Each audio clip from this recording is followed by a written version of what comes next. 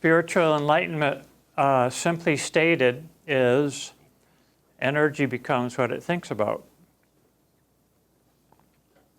If we can stay focused on the idea that reality is composed of energy, thought, and form, of spirit, mind, and body, of infinite being, infinite intelligence, and infinite manifestation, if we can stay focused on that fundamental truth, then it's very difficult to get confused. So all there is in life is energy, thought, and form.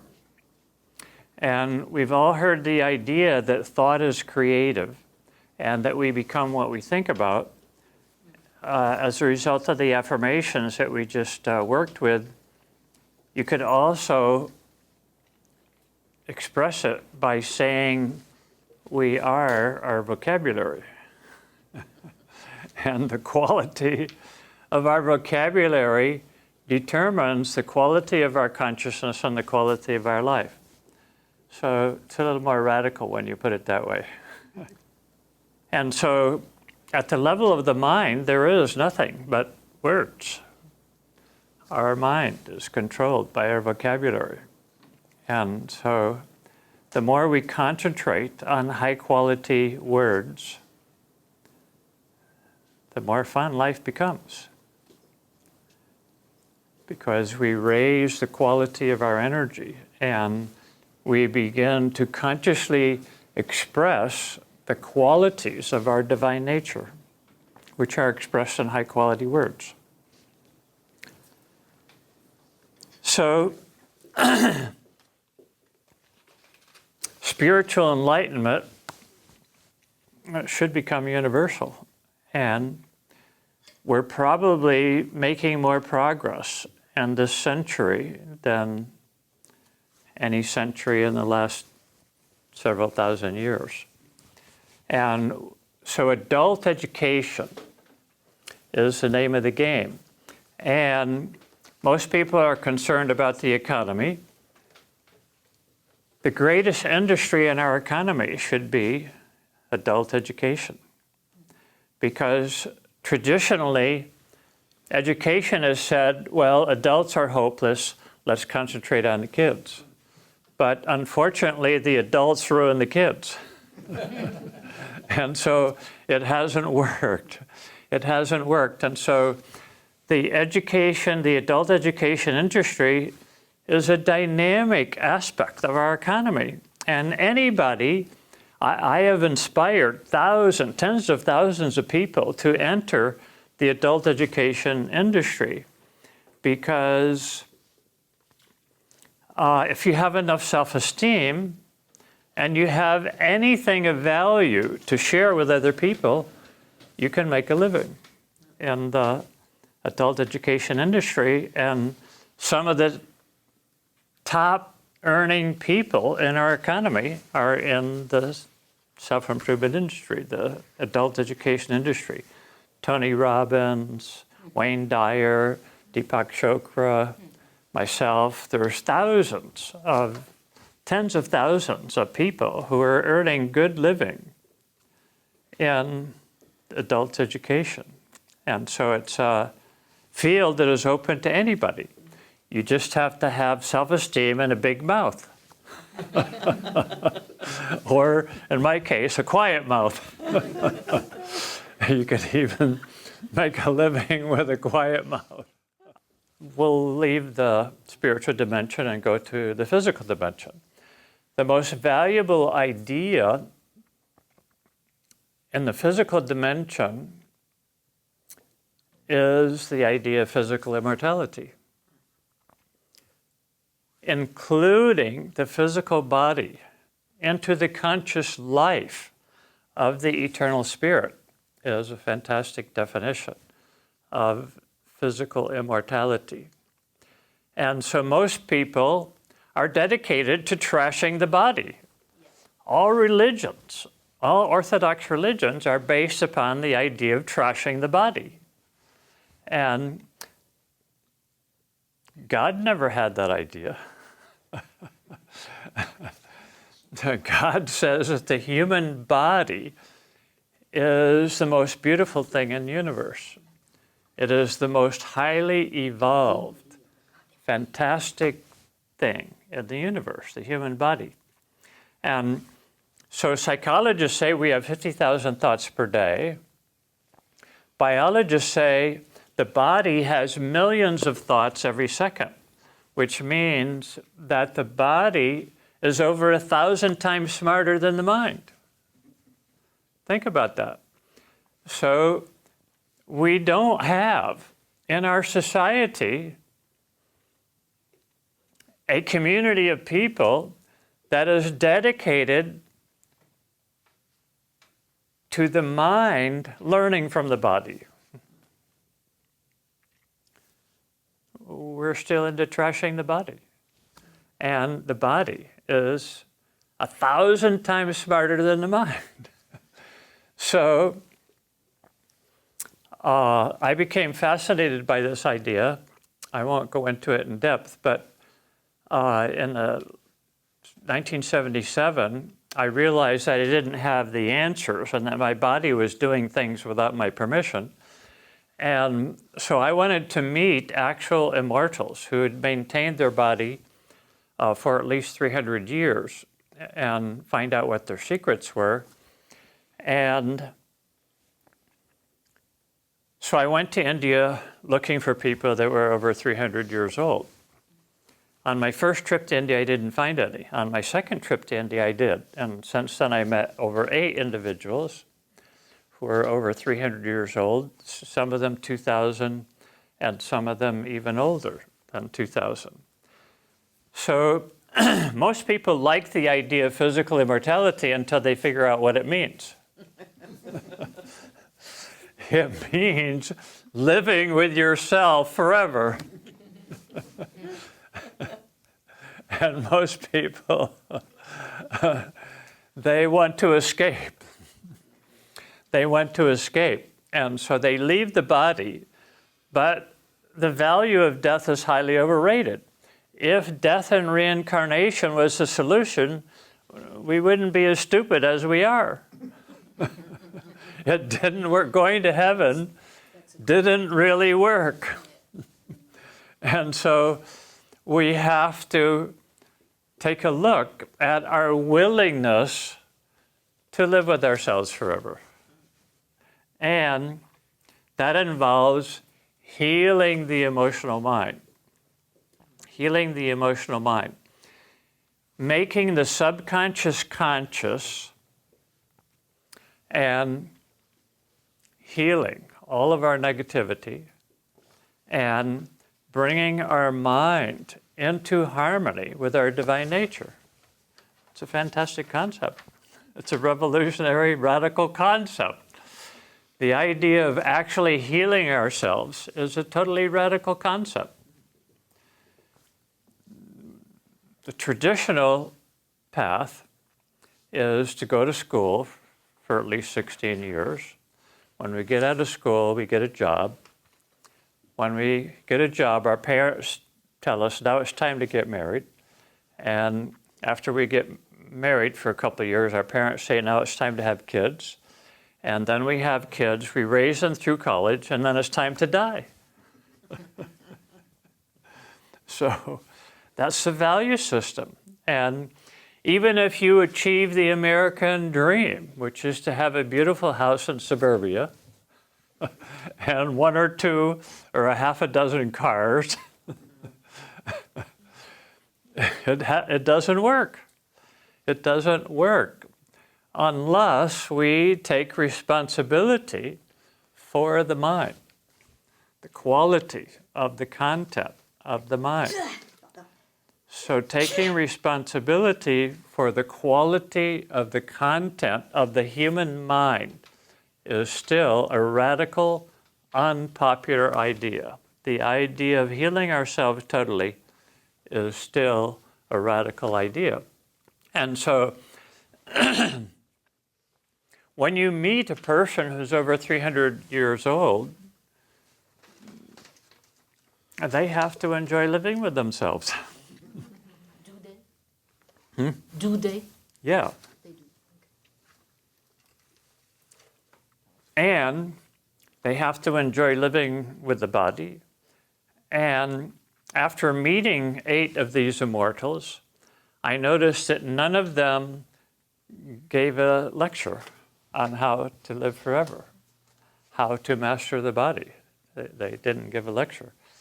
And so I noticed that there was a tremendous difference between a guy who is 300 years old, who referred to himself as a child yogi, who is just learning, and Barterji, who I included a chapter on in my book, Breaking the Death Habit, who was 2,000 years old. And Barterji meditated for 700 years before he became a master of the physical universe.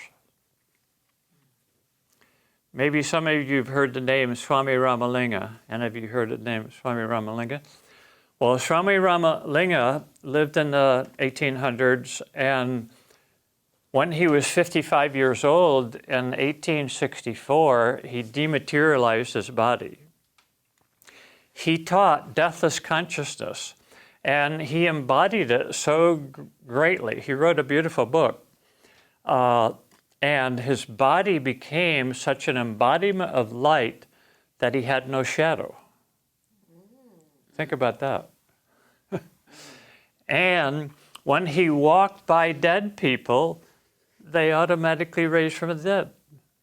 He didn't even have to work at it.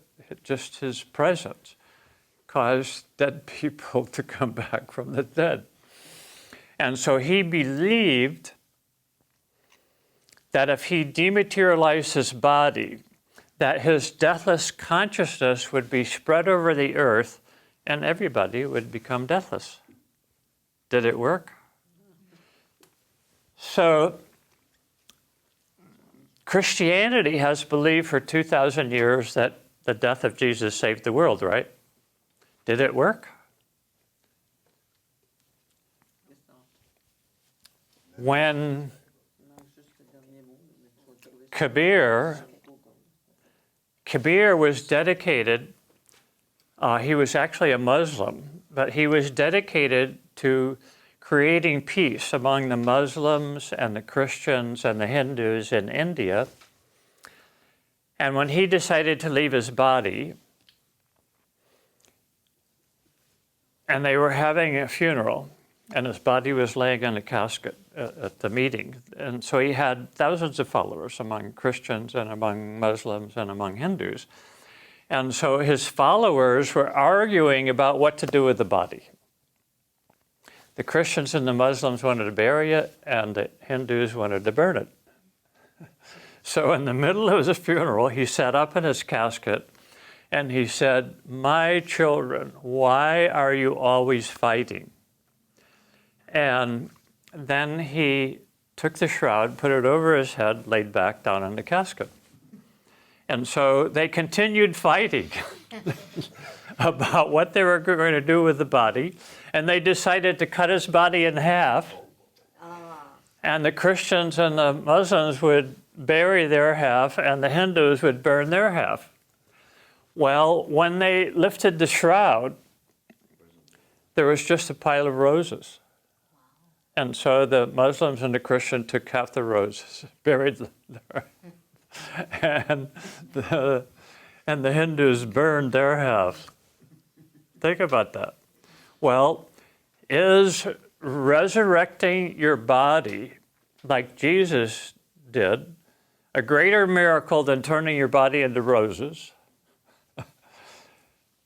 So when we actually examine history and the saints of history who have achieved high levels of mastery, it boggles our mind, totally boggles our mind, which of course it's intended to do, and hopefully to boggle it enough that we can contact enough of our natural divinity to be inspired to heal ourselves and to realize the divine given potential that God has given us to become masters. to become masters of our own mind, our own body, and to realize our potential as beautiful human beings. Is there anything wrong with becoming a beautiful, immortal human being?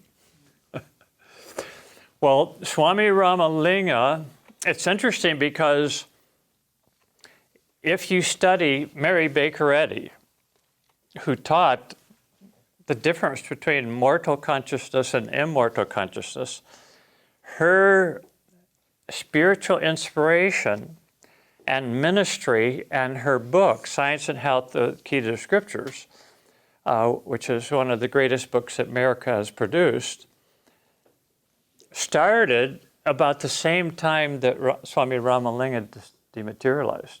It's very interesting to wonder if there is a relationship between Swami Rama's intention and Mary Baker Eddy's ministry. The Christian Science Church, which she established, has healed millions of people of everything known to man. Every physical faculty. When she was still alive, they brought her a guy that was run over by a truck. His body was totally mangled. And in an hour, she made it perfect. Just by spiritual healing. And Christian Science practitioners are still healing millions of people all over the world. Swami Ramalinga actually reincarnated. He reincarnated about 30 or 40 years ago, and he remembers exactly what happened when he dematerialized his body. And it wasn't the ideal dematerialization. He spent several days getting his whole body to dematerialize. And it was a struggle. And so his current name is Dr. Pillai. You can Google Dr. Pillai. And he is still teaching people how to build a light body. He does, I think, probably at least a weekly class on the internet, and people all over the world can learn how to turn their physical body into a light body. So we are making progress. The 21st century may turn out to be better than we expect, in spite of ourselves. And we just have to keep tuning in to the best information. I like to read at least 2 books a week and 5 or 10 magazines. I just constantly, and I work with mantras and I work with affirmations, and I am constantly working on improving the quality of my own mind and feelings and emotions. And so I've gotten to the place where my mind and body goes through changes almost every day. Every day is like a psychedelic experience for me. I never know what to expect. And my biggest problem is to decide whether or not to participate in this change and to direct this change, or to just go along for the ride.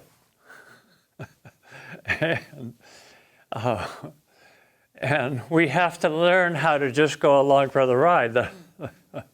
That's totally amazing. I spoke at Fairfield, Iowa, the Maharishi University a few times. And the last time, well, in Fairfield, Iowa is a fantastic place because the population of the whole town is about 9,000 people. And they have 2 huge geodesic domes, and 1,000 women meditate for 90 minutes twice a day, and 1,000 women meditate for 1,000 men meditate for 90 minutes twice a day in the men's dome. So you have 2,000 people meditating for 3 hours a day. And Imagine the impact that has on the community of 9,000 people. And of course, a lot of them have day jobs. And so, I mean, some of them are financially independent, but some of them have day jobs and they work in the community and they own businesses in the community. And imagine a community of 9,000 people that is being influenced by 2,000 people spending 3 hours in transcendental meditation every day. A multimillionaire donated enough money so that anybody who wants to can go to Fairfield, Iowa, and apply for the job of becoming a full-time meditator. And you will receive a salary that's enough to pay for your food and rent. And you can be a full-time meditator. So I love going to that community and giving lectures because the energy is really high. You can feel it when you walk on the town square. It's a very interesting place. So during my last lecture there, I said, I don't know if the Maharishi has enlightened more people than Henry Ford. Think about it. If you have a half-hour commute from home to work, it's almost impossible to spend 30 minutes in your car without going into the transcendental state involuntarily, at least for a few seconds or a few minutes. In spite of the fact that you're concentrating on driving, you're concentrating on your day, your mind has a tendency to stop for a few seconds or a few minutes. And so the automobile is the most successful teacher of meditation that God has ever invented. And the next time you take a long drive in your car, think about it. Did God invent the automobile? The automobile in most of our mind is the antithesis to God, right? It's the total antithesis to spirit.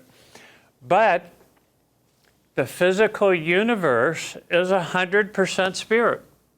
I mean, the Bible says that the last enemy is death. And the reason that the last enemy is death is because it's the only enemy. If we conquer death, we don't have any more enemies.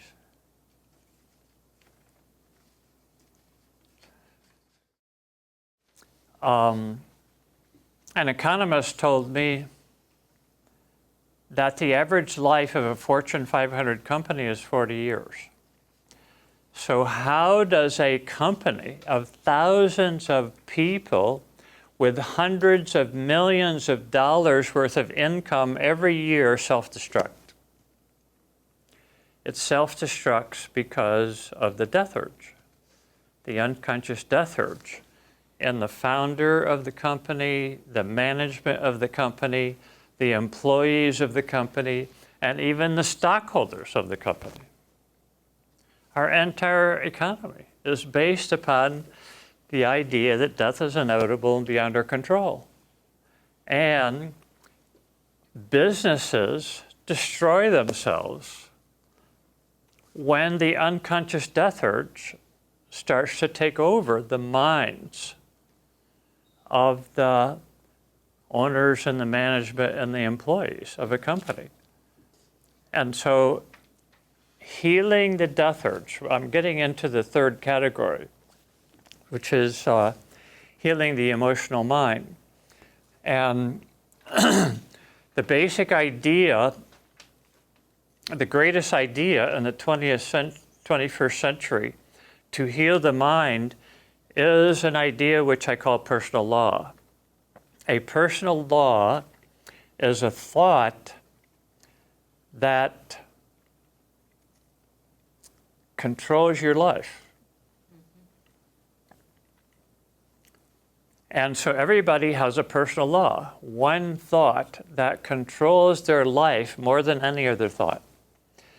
And so to understand, to look for and understand that thought is the most valuable knowledge we can have about ourselves in the mental category.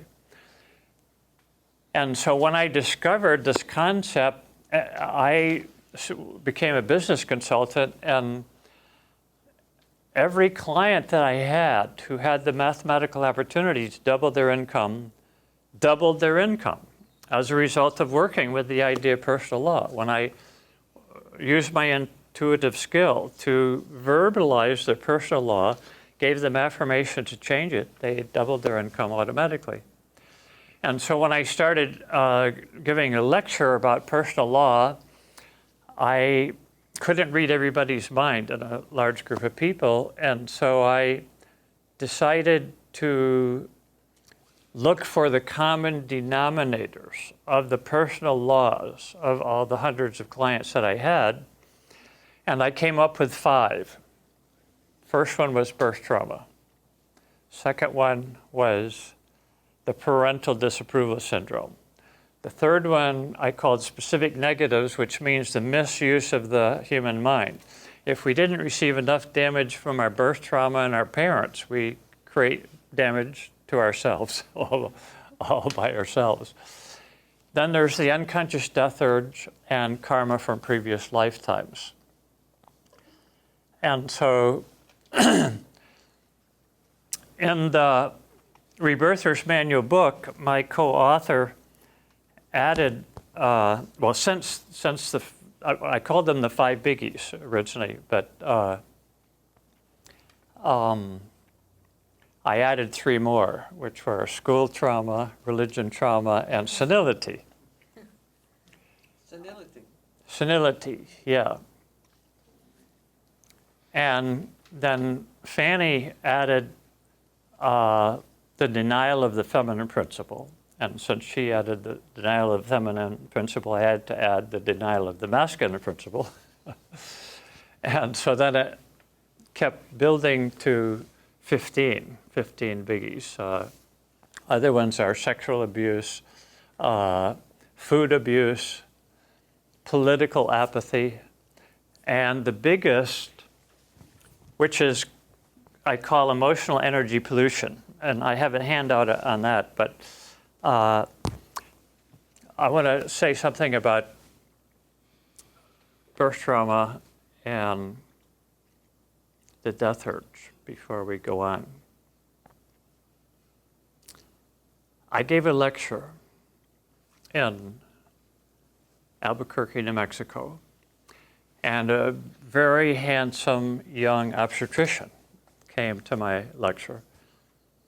And he said, I've heard about rebirthing, and since I've been out of medical school, I have adopted the Le Boyer method of giving birth.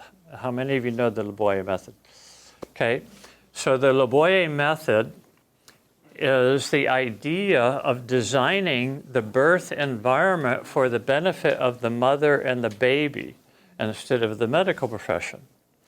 And so in the Le Boyer method, the lights are low, there's no sound,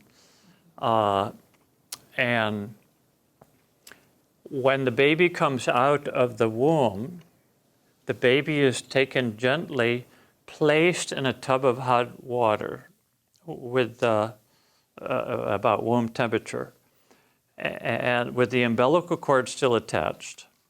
And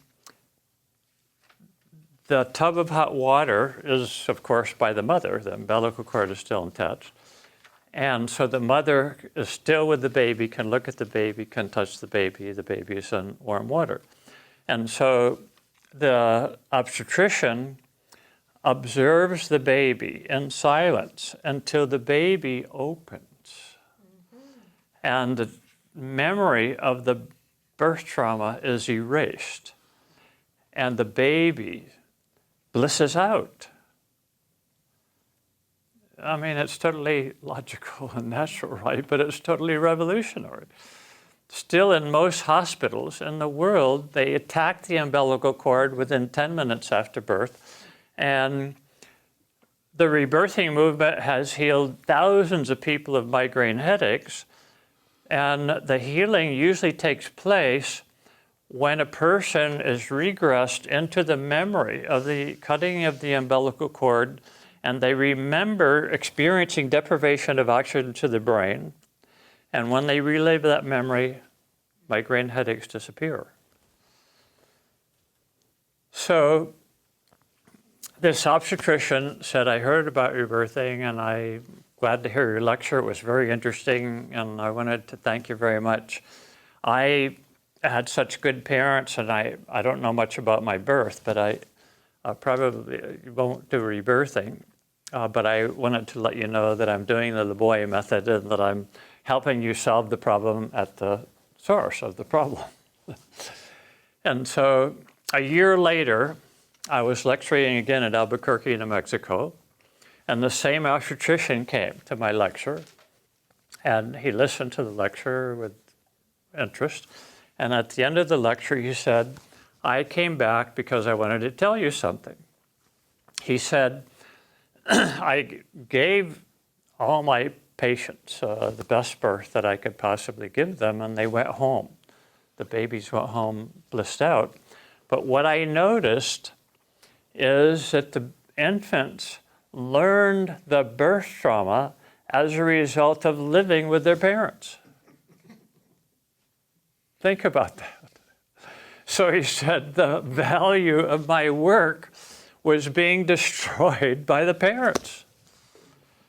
And so he said, I realized, partially as a result of your lecture a year ago, that I had to take the parents through 10 sessions during the pregnancy. Educate them. Yeah. And so then I realized I had to go through 10 sessions to become a rebirther. So he said, I came back to let you know that I did 10 sessions. I'm rebirthing the parents of the kids that I'm delivering in an enlightened way. And now when they go home, they don't relearn the birth trauma from their parents. Totally mind-blowing. That babies, after they have been given a perfect birth, learn birth trauma as a result of living their parents.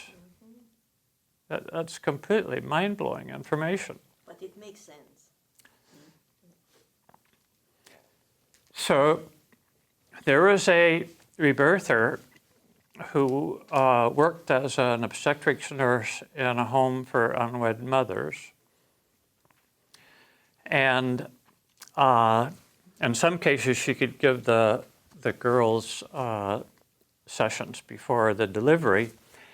But whenever that wasn't possible, the obstetrician, who never did rebirthing and didn't believe in rebirthing, would love it when his nurse would rebirth the girls in the middle of the delivery process. Think about that one. Because they didn't scream as much. So his life was made more pleasant if his nurse rebirthed the girls in the middle of the birthing process. Totally amazing. Totally amazing. So, healing birth trauma in our society is totally amazing. And one of my good friends is a guy named Igor Tchaikovsky, who is a Russian, who popularized giving birth underwater. And so in that method, the mother is immersed in water, the baby comes out underwater, which of course is an idea that totally blew the minds of American medical minds. Because they don't even have the concept that the baby can come from water into water without drowning. It's a revolutionary concept. Well, as a result of my relationship to him, and I gave my first child the perfect underwater birth. And she's been a genius ever since.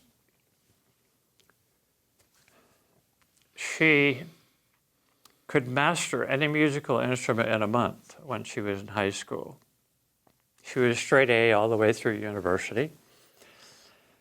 And she's now married, has a son of her own. And the bonding process between my daughter and her son, it was the most beautiful thing I ever saw. And so my son was born 9 years later, but my wife unconsciously set up the situation to relive her own birth trauma. She was in an incubator for several days after her birth. And so I had a relationship with, well, actually, she had it all set up to do an underwater birth, like our daughter, but unconsciously, she created the birth happening in a hospital. The doctor actually allowed me to catch my son, and then they cut the umbilical cord. There wasn't any way I could change the hospital policy. And he had a traumatic birth. My wife, they gave her permission to take him into the bathtub in the hospital. And she's Polish. She has a lot of food anxiety. And she was trying to force feed him on the breast. He choked. And just before that happened, she asked my daughter and I to go to the car and get something for her. And when we came back, my son was in the emergency ward of the hospital. And so I managed to get him out of the hospital in 24 hours because I wanted to take him home and give him, I learned how to rebirth infants in the early years of my career. And so I wanted to take him home and give him rebirthing experiences. Well, I managed to get him out of the hospital in 24 hours, which is like getting a person out of prison. And I started rebirthing him by just taking him into the water, and the warm bath has a tendency automatically to stimulate the birth memory. And infants scream. They scream, bloody murder, for a half an hour to an hour. They scream. And what's your tendency? If an infant is screaming, what you want to do, right? You want to stop the screaming, right? Well, you can't do that. You can't do that. You have to just create a supportive, safe environment for the infant to go through the memory of their birth trauma, which is physiological as well as emotional. It's terrifying to watch. It shakes you at the very ground of your being to watch a newborn baby relive their birth trauma. And so they scream until their muscles become so exhausted they can't scream. And what happens? They take a deep breath. As soon as they take a deep breath, it relaxes them back into their birth trauma and they start screaming again. So you just have to wait. You just have to wait until they get so exhausted again that they take another deep breath. Well, after that happens several times, the infinite and their personal connection to infinite intelligence, which is something that you have to respect in infants, figure out that it feels better to breathe than to scream.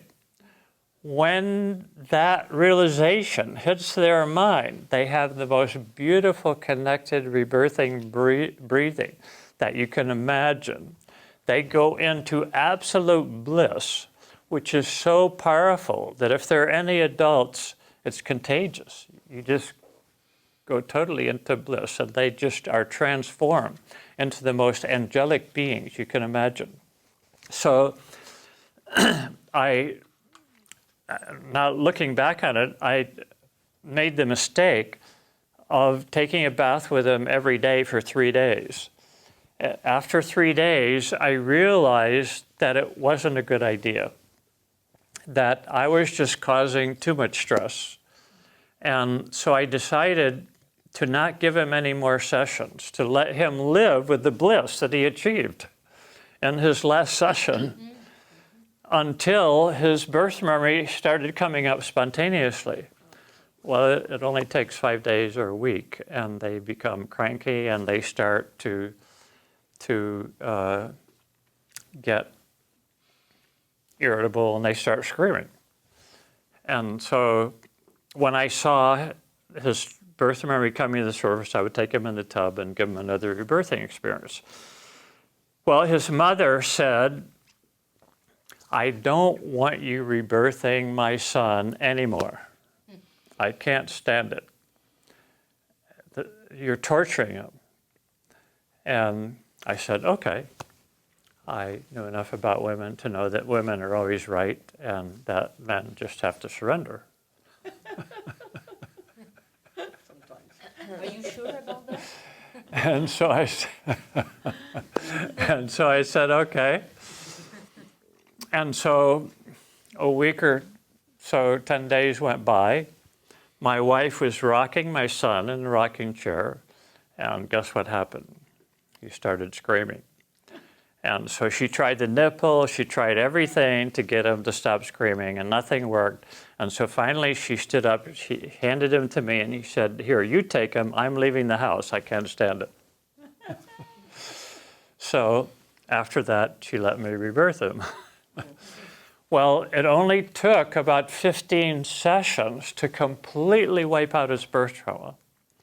And after that, he was a perfectly happy, energetic, totally brilliant boy for the rest of his life. And so when he was in high school, he could master any musical instrument in a week. He was playing in a symphony orchestra with adults when he was 15, and one of the other performers got sick, and the conductor needed that instrument, and he knew my son's ability. He said to my son, we only have 2 days before the concert. Can you master a new instrument and play in the concert? He mastered the new instrument in 2 days, played in the concert. When he was 17, he was selected to compose the full-length score of a movie. He composed the music for a movie, conducted the orchestra at 17, and you can watch the movie on the internet. It's called The Phantom Carriage. It's a very famous Swedish movie, silent movie. And so the background music is all important for the movie. The screaming versus breathing experience, could that be transferable to the death process? Where screaming, it's the physical pain? Yes. Yeah, well, there's a relation between birth and death. Yeah. And so the relationship between birth and death is built into Catholic theology, because Catholic theology says there's no perfection in this life. You have to die in order to experience perfection. And so if you look at the symbology for heaven, you're sitting there in heaven forever. You don't have anything to do. You don't have to eat. And that's a symbology for the womb. In the womb, you're floating in warm water.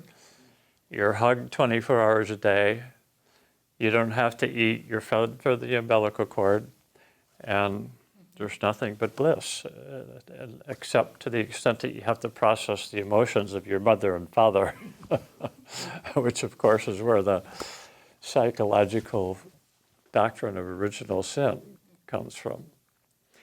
And so the belief is that you have to die to get back into the womb. I mean, physiologically that's true, right? We have to go through death in order to get back into the womb.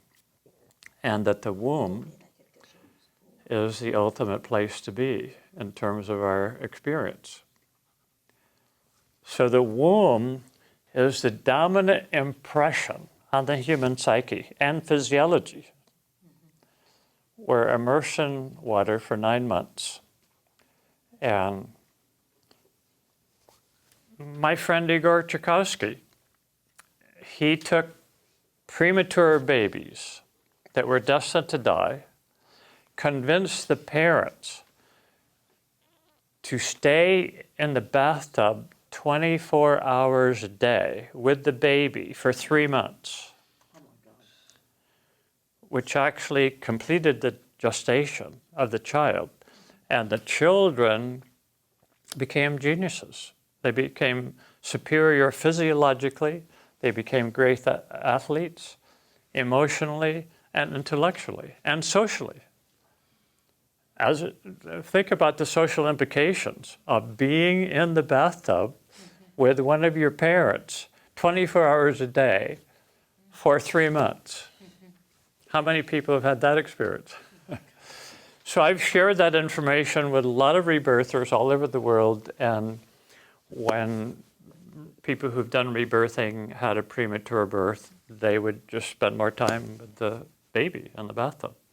If not 24 hours, they would spend as much time as possible in the bathtub with the baby. And they became fantastic beings, little beings. And it's good for the parents, too. So he got the idea, Igor got the idea, well, if it works on this end, maybe it'll work on the other end. So he found a senior citizen who had lots of diseases. He convinced him to go into the bathtub for 3 months. All of his diseases disappeared. And he rejuvenated himself. Hydrotherapy, water is... Do you change the water every day? I mean, we've just begun. After we got some We have just begun to understand the benefits of hydrotherapy. Yes. Would you have data about this process that you're talking about with adopted children? Can you rebirth after the fact if you have adopted a child of 1 year old, 2 years old? Yes, it is possible. Do you have data? But I wouldn't attempt to do it unless the parents have been through 10 sessions. So taking the parents through 10 sessions is the first step. And then the children have a tendency to go through sessions automatically. And actually, it's interesting, and it's never been documented fully, but it should be documented to study and record the transformation of the children that happens automatically when you take the parents through 10 sessions. There's so much research that still needs to be done.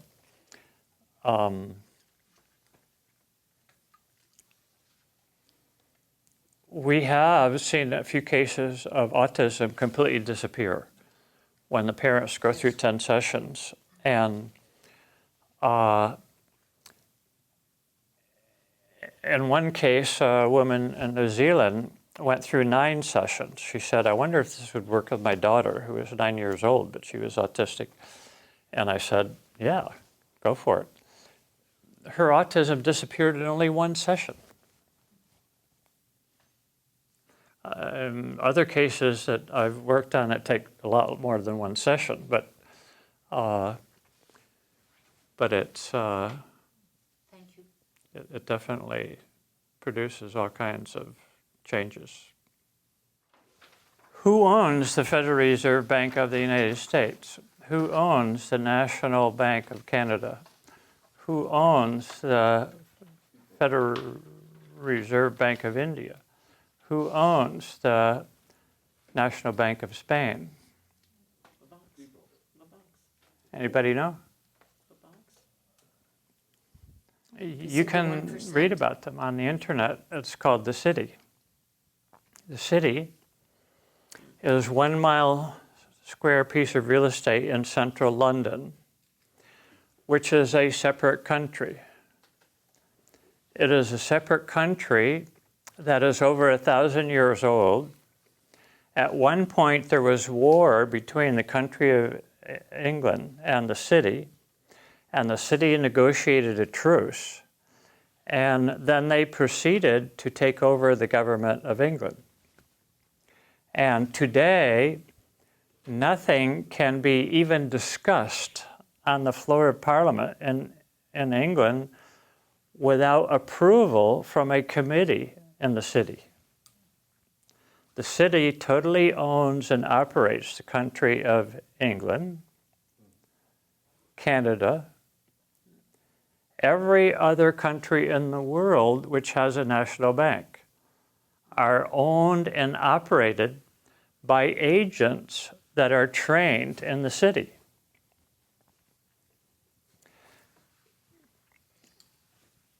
In the Senate, in the United States Senate, you cannot discuss anything on the floor of the Senate unless it is approved by a committee, unless it comes out of a committee. Actually, Rand Paul discovered rules that enabled him to get onto the floor of the Senate the bill to audit the Federal Reserve Bank. He manipulated that action in spite of the control of the city, and it's still being discussed in the Senate. The United States House of Representatives passed legislation to eliminate the IRS totally several times, but it never even got onto the floor of the Senate.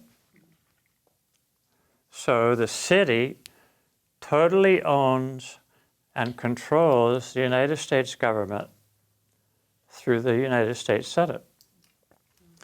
And I won't go into all the particulars of that, but the city has been training their agents for 1,000 years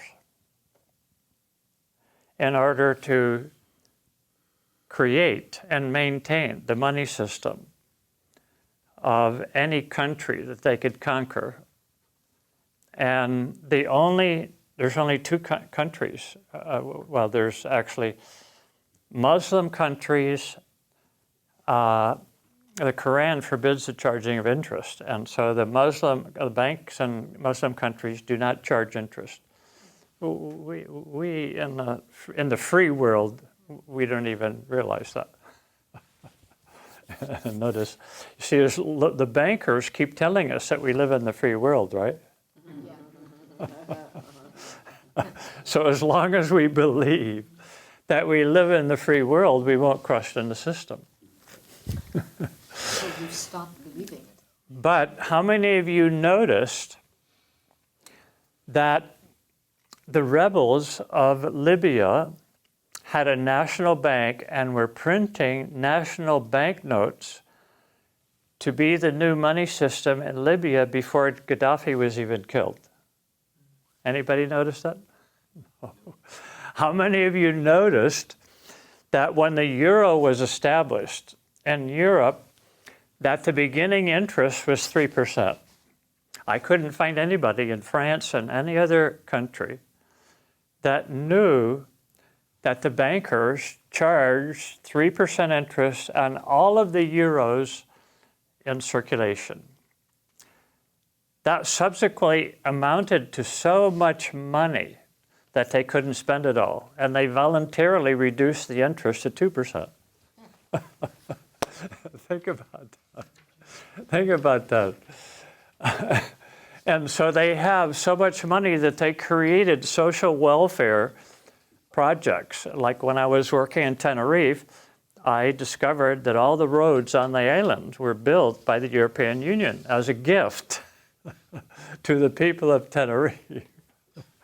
And but the bankers own the banking system of Tenerife, and they own the governments of Tenerife. And their goal in every case is to get the national debt so large that the entire budget from all tax income doesn't even pay the interest. And so you read about it in the news every year, right? In the United States, there's a debate about raising the debt limit. None of the tax income goes to pay government expenses, but the media system, owned and operated by the bankers, keeps trying to convince people that they have to support the government by paying taxes voluntarily in order to pay government expenses. But none of the tax income goes to pay government expenses. It goes only towards the interest of the national debt. And so the government has to borrow the entire budget every year, and it gets added to the national debt. That's the game that we're living in. And which one of you is going to change it in Canada?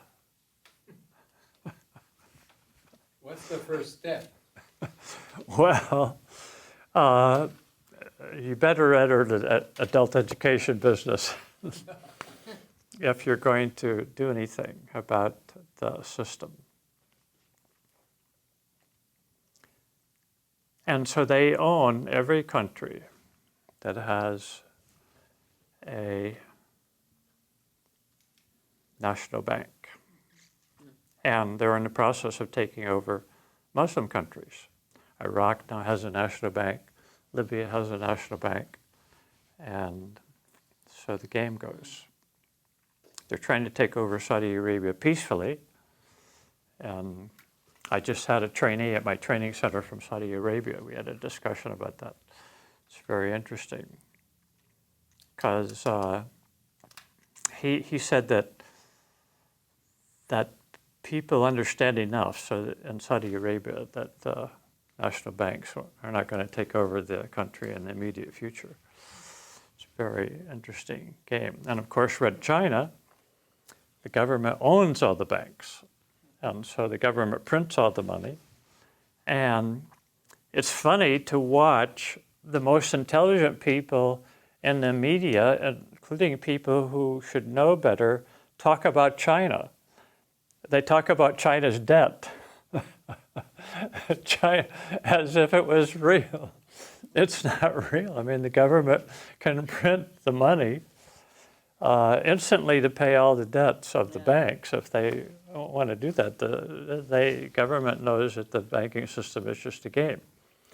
And so they are the richest country in the world, and there's no way that the bankers are going to take over Red China.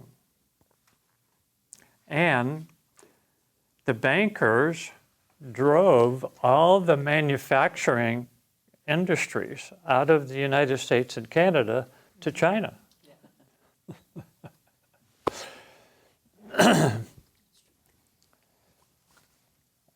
Good. So understanding that we have the right, the natural, divine, political, legal, and economic right to print money is the most valuable idea of the 21st century in the economic category. So in the political social sphere, the basic idea is spiritual community. Having a weekly support group. And so we all need a support group for our spiritual health, our physical health, our mental health, our economic health, and our social health. We all require support and encouragement and discipline that a group can supply by continually reminding us of the adult information that really works and brings about a transformation of our mind and body as well as our community. So the idea of having a weekly support group is a fantastically valuable idea. It's an alternative family. It gives us an opportunity to have a spiritual family that theoretically will enable us to correct all the damage that was done by our blood family.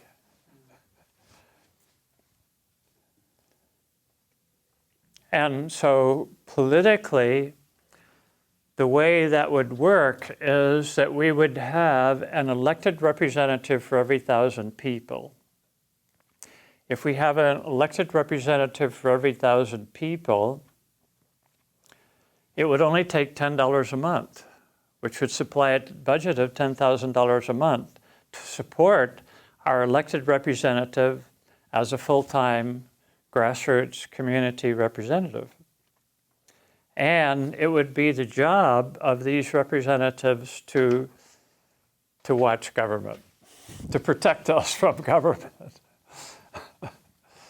which is the ideal of democracy, right? I mean, we were all schooled in this idea, but it's been lost. And so we have, the ratio of representation is the secret to the structural reform of Republican democracy so that it actually represents the people instead of abuses the people, which is the situation that we are in now.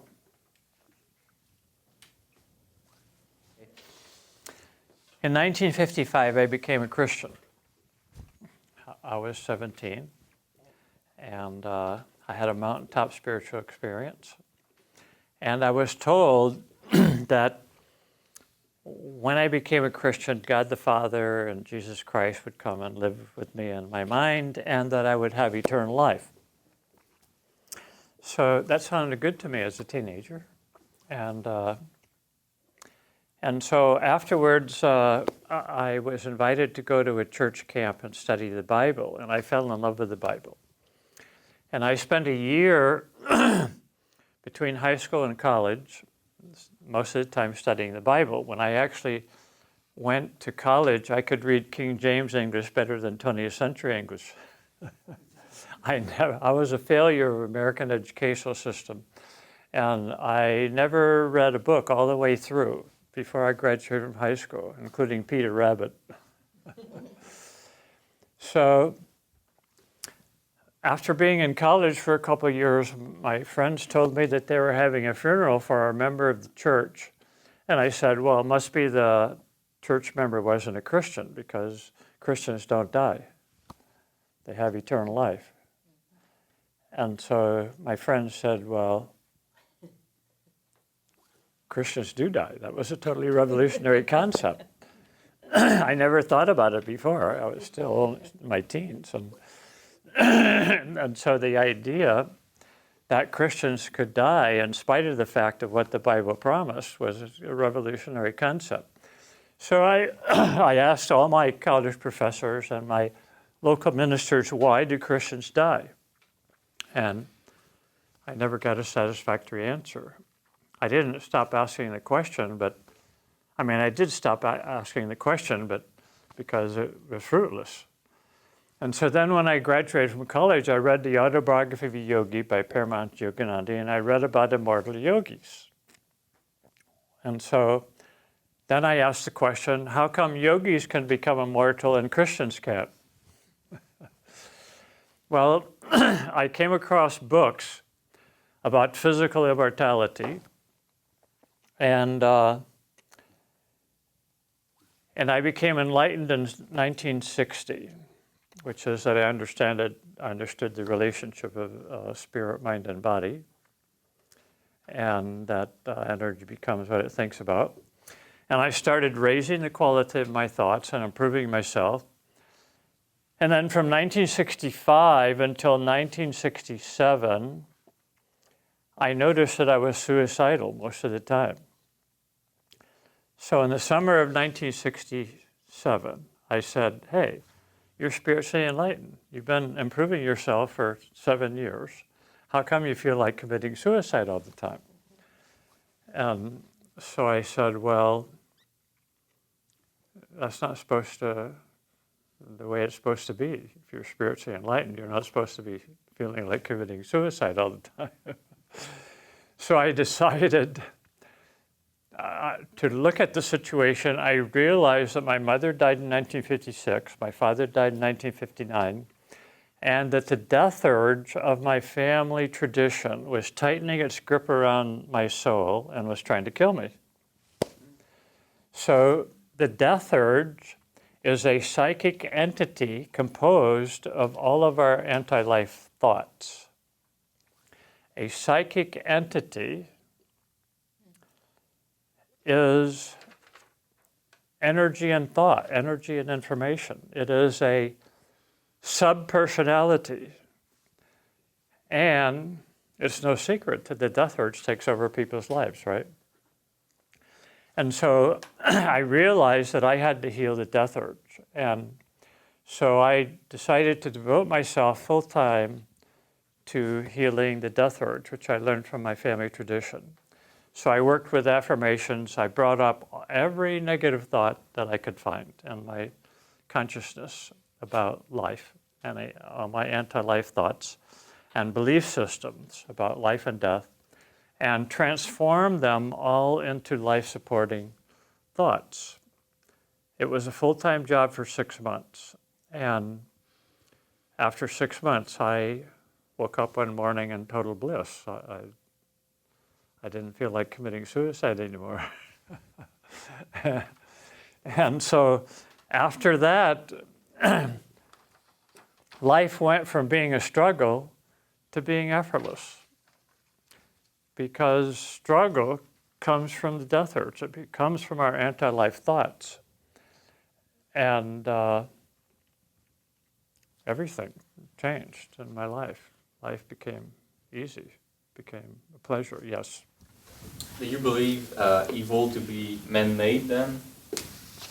What's man-made? Evil. Do you believe like evil, everything like that we consider to be evil to be something man-made? Do you believe in plurality? Duality actually? Like in the universe, you believe there's like a negative side and a positive side or something like that? You're asking me several questions. Well, Slow it's the down. same thing. So, was the first question, evil is man-made? Yeah, do you believe it to be Yes, man-made? absolutely, yes. It's, it's just created by our anti-life thoughts, negation of our divine nature. And my definition of pain is that it's the effort of clinging to a negative thought.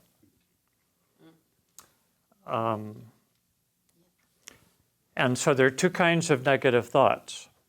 Negative thoughts about created things and negative thoughts about uncreated things. So the only uncreated thing is our divine nature. And so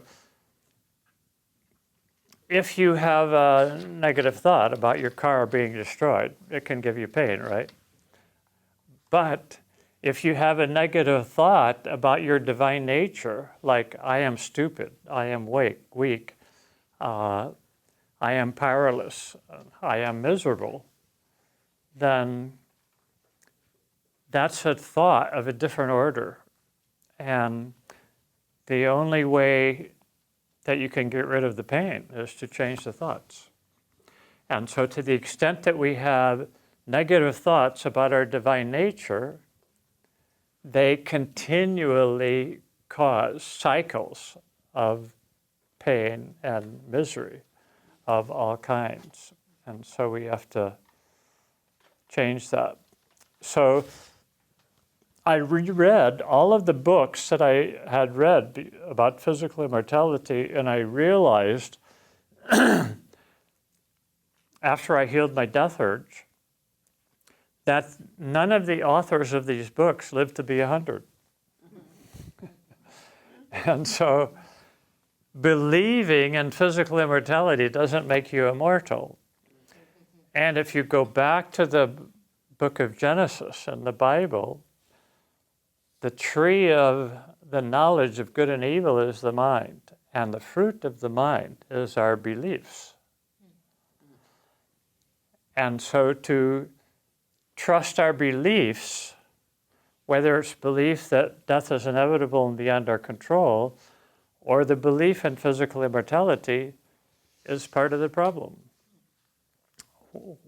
The solution is to eat the tree of life. The tree of life is the source of the mind. And if we forget that we are the source of the mind, then we become trapped in our mind and in our beliefs, ideas, feelings, and memories. And to the extent that we are trapped in our ideas, beliefs, thoughts, and memories, we become the victim of the mind. So we have to continually live in the reality beyond the mind and become the source of the mind. So I became effortlessly successful as a business and personal consultant for 7 years. And after I healed my death urge, I felt safe enough in my own mind and body to have birth memories and prenatal memories. I remembered what my mother was thinking when she found out I was in her womb. And so I was the youngest of 6 kids. My mother didn't want any more after the first 3. The first 3 were about 18 months apart. She got pregnant again with my brother. The first 3 were girls. Then she had both kinds. She didn't want any more kids. Then 4 years later, she had my sister. And then 4 years after that, she had me. Well, she didn't want kids for 12 years before I showed up. So imagine how she felt when she found out I was in there. That was the beginning of my misery in this life. And I tried to hang myself on the umbilical cord. So to commit suicide was the only way I could please my mother. Interesting problem. And whenever we discovered in the rebirthing movement that a child had the umbilical cord around the neck, it was basically because they were an unwanted child. On some level, they were not expected and were unwanted. And so I started working on myself and healing my birth trauma as well as my death urge. And so in the 70s, when I started teaching a seminar called Spiritual Psychology, I talked about some of my birth memories, and many of the people in the workshop wanted to have birth memories. They said, we want to have birth memories. How do we have birth memories? And so I suggested that they get into their bathtub and stay there until they felt like it was time to get out, and then to stay there another hour. Because I learned in my own experience that when I felt like getting out of the bath, it was an arbitrary decision based upon urgency, based upon I have to go to work and pay the rent or whatever reasons.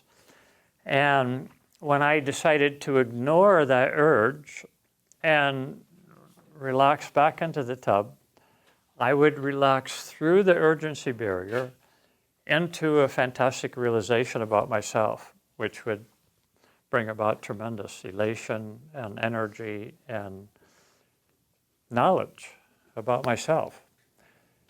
And so these people went home and tried that, and they came back to another lecture I did a month later, and they said, we all had such powerful experiences that we wish you had been there so we could talk to you about what we were going through. And they said, we're all so weird that we can't talk to our family members about stuff like this. And so we would like the next time we take a bath for you to come and be there. That's kind of radical. And so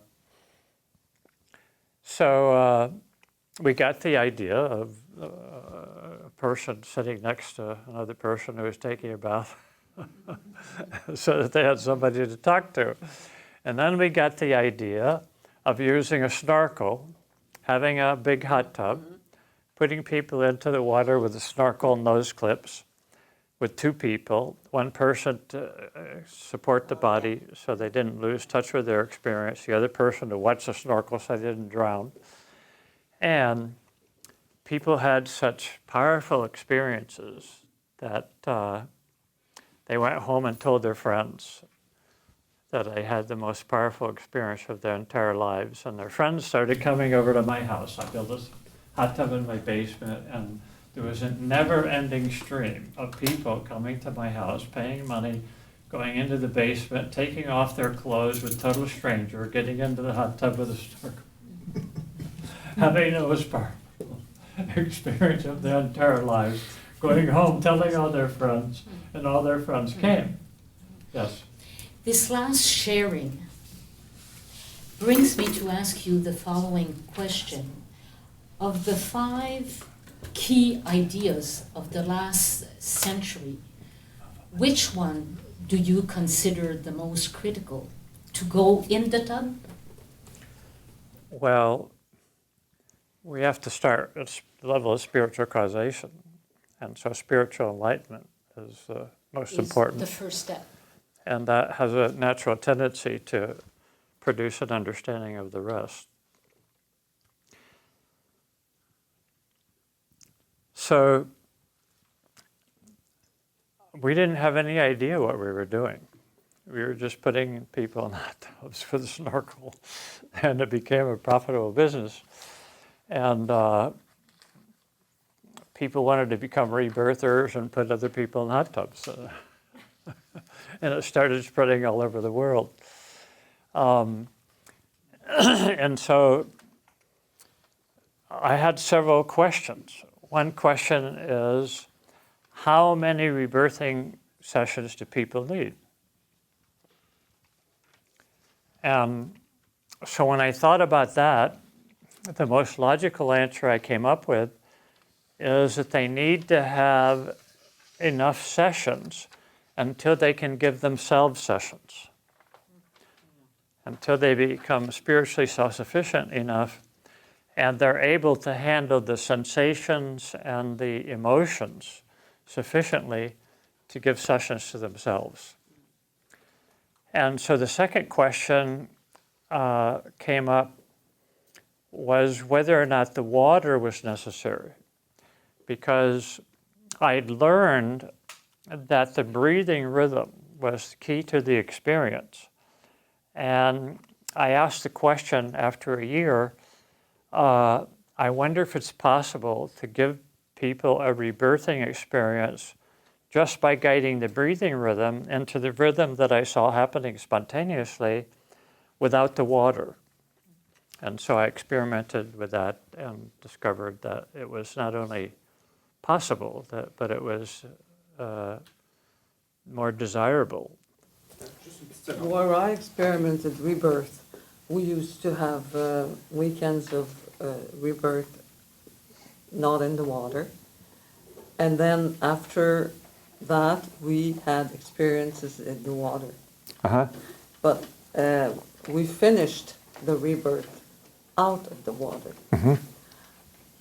What I experiment is many rebirths out of the water, but when you're right when you say it's a very strong experience when you do it in the water. Mm-hmm. But I think I needed for myself that to go further in my rebirthing. Right. Yes. It was like I left the control. Well, the basic rule that I established was that you should do 10 breathing sessions before water sessions. And having a rebirther is beneficial during water sessions as well as dry sessions because of the objective presence, as well as a rebirther by definition is a person theoretically who's had at least 10 sessions or 100 sessions, and they have a unique presence that facilitates the sessions of the people who are receiving sessions. But it's valuable to do warm water sessions and cold water sessions, which are a part of the rebirthing experience. And my problem from the beginning always has been to have enough high quality rebirthers to catch up with the demand. And so it's still my problem. And so I spend all my time training rebirthers. And so you can't force anybody to have training. It's a voluntary situation, and people just have to have the internal realization to get enough training to have enough self-esteem to offer it to others, communication skill, love, gentleness, and intuition to guide the sessions. And when people develop those qualities, they have a never-ending supply of clients. When I was in India last year, a rebirther, a beautiful young lady who was a rebirther, took me to Starbucks for coffee. And she said, it's true. When I'm tuned in to Source, I have more clients than I can handle.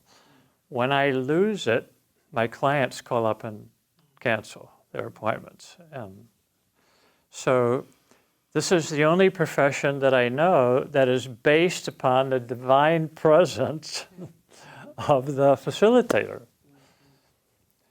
So being a professional is a totally separate mentality than living in the essence of spiritual energy.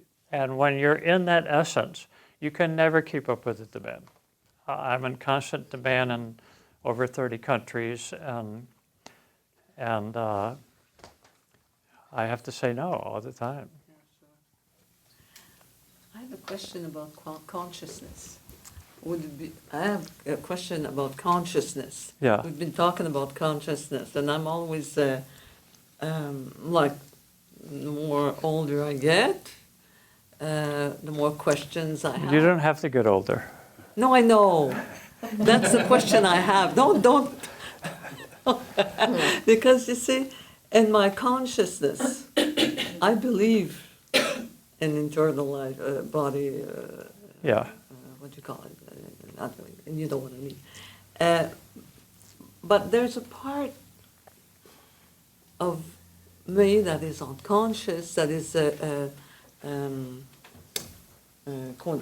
conditioning from outside. Yeah. Okay, when I was young, or I was told this and that. And what I realized, anyways, for myself, is that the part that is unconscious is leading sometimes and makes my body go older. Okay. Okay?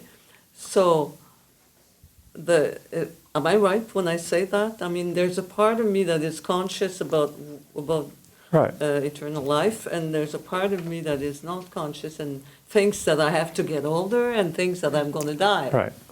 So what do you do about that? Well, one of my friends asked Babaji what was the secret to healing the death urge and being immortal. And his answer was to outlive it. Well, so there's two things happening. One is your divine self, and the other is your conditioned self. Yeah. And so ultimately your divine self has the power to outlive the conditioned self. And the other aspect is we have to keep choosing the quality of our thoughts and the quality of our direction. So the rotation of the Earth around the sun doesn't make you older or younger. It's up to you. And the meaning of the rotation of the Earth around the sun is determined by your arbitrary choice, your arbitrary power of choice.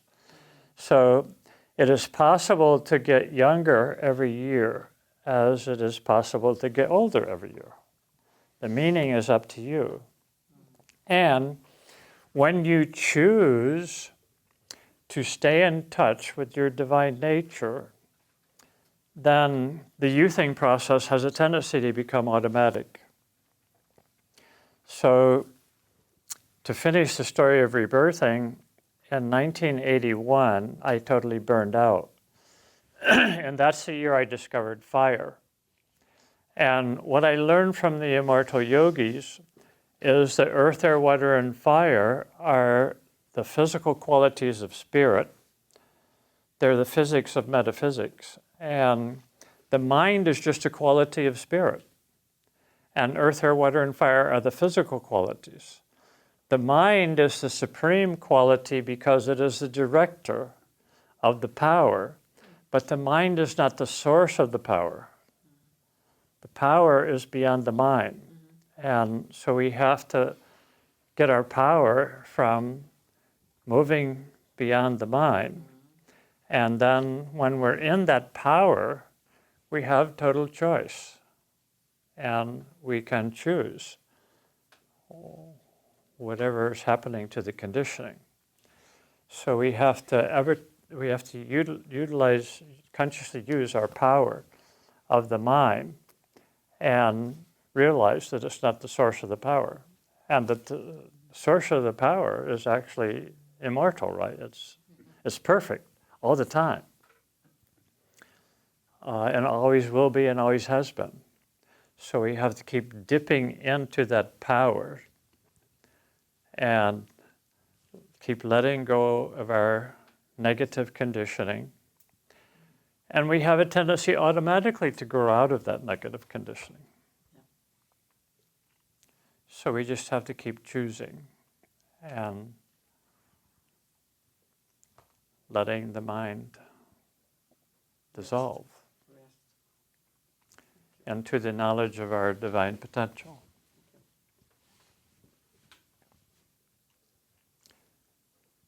And so I burned out in 1980, I discovered fire. And what I learned from the immortal yogis is that the energy body, the rainbow body, is the secret to their immortality. And to clean the energy body with earth, air, water, and fire, good diet, fasting, exercise, percussion, touch, working with any of the senses, liberates the body from the mind. And bathing twice a day is a routine, which immortal yogis, even if they live in a cave by a river and they bathe twice a day. It's their normal discipline. And they do that not to get rid of the dirt, but to get rid of the negative energy. And so water purification automatically cleans the mind as well as the energy body. And fire is as important as water. I had a woman come to my training center. She had what I call the guru belly phenomena, because we collect emotional energy pollution, and I gave you a handout on that. It's very important. And so I said, what you have to do is spend 2 to 4 hours every day with the fire in order to get rid of your energy body. And you're not going to be an effective participant in the training center unless you do that. So the first day that she spent 4 hours with the fire, she lost 2 inches off of her waistline. So she was highly motivated to continue. And there were 2 other women living at the training center, and they were inspired, and they all started spending 2 to 4 hours with the fire, and they all had to buy new clothes after a couple of weeks. But the original woman that I told to do that lost the discipline and just neglected it. And so this is a problem, because when we do something that works, to the extent that it works, we have an abundance of energy, and then we don't feel the need to do it anymore. So we let it slide until we become miserable. And if we become too miserable, then we don't care. We just collapse and become miserable and die. And so we have to master that cycle of noticing, and with me, I mean, I use a tape measure. I notice that when my waistline gets 2 to 3 inches out of line, I'm miserable. And I become so miserable, I'm motivated to spend time with the fire. So I spend 2 to 4 hours with the fire, I lose 2 inches. And it becomes a cause and effect relationship that is as ordinary as food. I mean, most people, when they're hungry, they eat, right? But when most people are spiritually hungry, they don't eat. And so women have a bigger problem with discipline than men because of menstruation. Menstruation, the blood is the unity of earth, air, water, and fire, and intelligence. And menstruating young women keep the human race alive, but they don't even realize that. I wrote a book called About Your Femininity. And every woman who's read that book said, how can a man, know this about us when I can't learn it from any other woman? And the reason is because I did so much spiritual purification that I became aware of everything that was happening in my wife's body. And I became aware and was processing whenever I was around pregnant women, I was processing the energy of the baby inside the mother. And so I decided to write a little book about it. And so as a result of that, I realized that when women are pregnant, they don't menstruate. So what happens to the energy that they collect in the world? The baby has to deal with it. And so when I realized that, I offered to any pregnant couple full support of food and lodging for a year. They could come for a year when they got pregnant to my center and not have to worry about money. And I encouraged them to do spiritual purification as a full-time job while they were pregnant. And in most cases, they did a perfect underwater birth. And the babies turned out to be geniuses. So I thought that women had a hard time to have that discipline because we are conditioned to do things for others. yes, but the reason that you're conditioned is because menstruation is taking care of it. Part of the feminine mystique is to process the energy of other people, and that's what I mean when I say that menstruating young women keep the human race alive. But women are so used to God doing it for them that the idea of discipline just goes out the window. And instead you go into resentment. And the statistics are that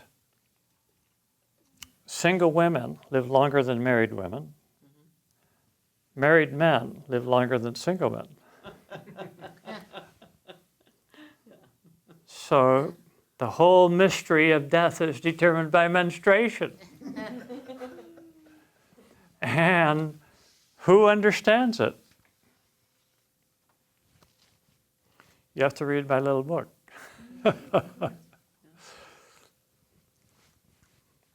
It never became a big seller. Women resent learning it from a man. So you guys got to rewrite the book.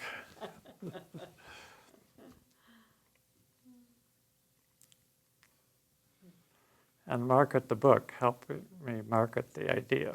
And what happened when a woman doesn't have any more menstruation? What? When the woman has no more menstruation, what happened? They die. But no. We know, right? They die. Unless they learn spiritual purification with earth, air, water, and fire voluntarily, they die. Well, they live longer than 45, 50 years old. And who stop the menstruation Yeah. on 45, 50? So then you have to do spiritual purification voluntarily and intentionally. And you have to develop the disciplines that, first of all, clean and balance the energy body, which means getting rid of all this junk that you've accumulated.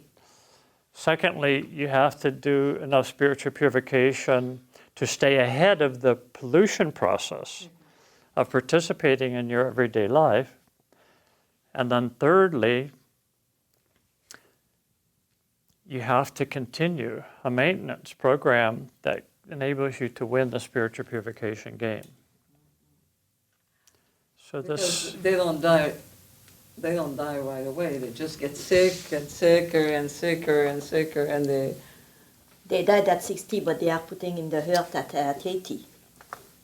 they start dying with sickness, but they don't die. well, changing your thoughts can heal any disease known to man. Yeah. Water purification can heal any disease known to man. Fire purification can heal any disease known to man. Breathing can heal any disease known to man. Improving your diet or fasting can heal any disease known to man. Other talented healers can heal any disease known to man. So those are our resources.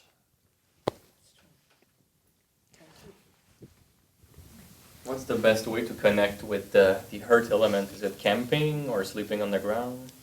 Something like that? To connect with, Earth. well, it starts with what you eat every day. And developing an exercise system.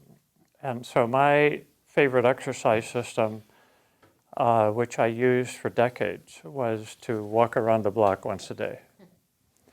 And that sustained me. Now I need to do a little more elaborate exercise system. So I'm doing the 5 Tibetan rites, and I have certain routines that I like to do every day in order to move the pain. And so pain is a motivator. And so when we have pain, then we have to find out how to get rid of the pain. And sometimes it can get a little complicated. Takes meditation and solitude. If you spend enough time in solitude, you get control of yourself. Massage works also. For earth massage, Massage. Yeah, massage is fantastic. If you give yourself enough pleasure, you'll forgive everything.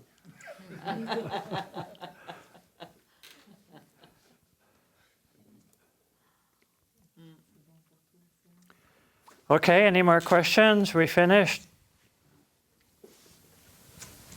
I have one question about tub and how do you get the ear hole rid of water once you get out of the tub?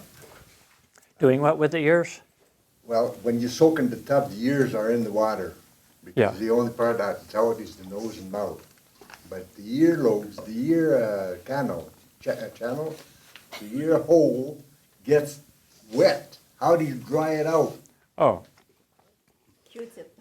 No, you don't. But no. well, I mean, I use a towel, but I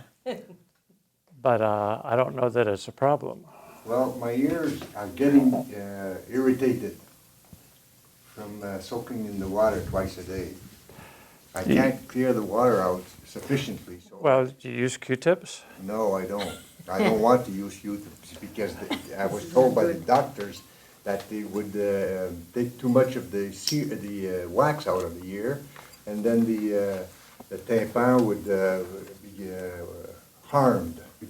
Well, then I would recommend that you only use Q-tips once a day.